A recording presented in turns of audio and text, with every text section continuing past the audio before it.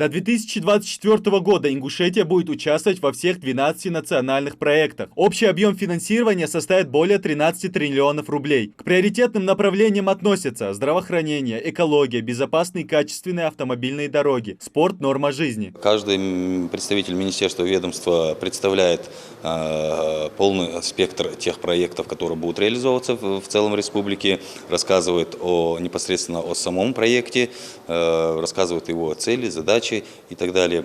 И вот в продолжении, после того, как докладчик завершает свое выступление, уже в живом контакте задают вопросы, и в таком формате у нас организовано. На форуме первостепенные задачи в рамках нацпроекта здравоохранения в своем докладе обозначает заместитель министра здравоохранения Зураб Маршан. Это и строительство психоневрологического диспансера в Сагапши, новых поликлиник в Карбулаке, в Сунжском и Малгобекском районах. Необходимо доукомплектовать онкологический диспансер, детскую республиканскую больницу. Это далеко не полный список задач, которые планируют реализовать до 2024 года в сфере здравоохранения. Ингушетия также принимает участие в 5 федеральных проектах, которые в свою очередь входят в состав нацпроекта «Экология». Один из его пунктов – сохранение уникальных водных объектов. В нашем регионе вопрос экологического состояния водоемов требует большого внимания, поэтому решение проблемы занимает лидирующее место в списке задач. В рамках национального проекта «Экология» водоемы по всей республике подвергнутся масштабной очистке. Очистить городской пруд Назрань – одна из приоритетных задач.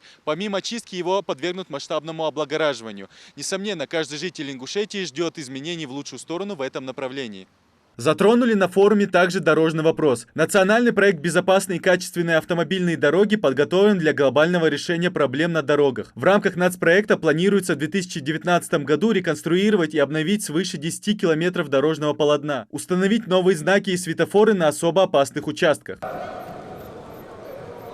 На сегодняшний день спорт в республике развивается семимильными шагами. В спортивных школах воспитывают будущих чемпионов. Хасан Мургустов в своем докладе обозначил приоритетные направления в реализации нацпроекта «Спорт. Норма жизни». Подвел итоги уже проделанной работы. В рамках этого нацпроекта планируется еще ряд мероприятий. В этом году в рамках данного проекта нами завершено строительство физкультурно-оздоровительного комплекса в Сагапши. Также в третьем квартале будет завершено строительство фока с плавательным бассейном на Совкорте.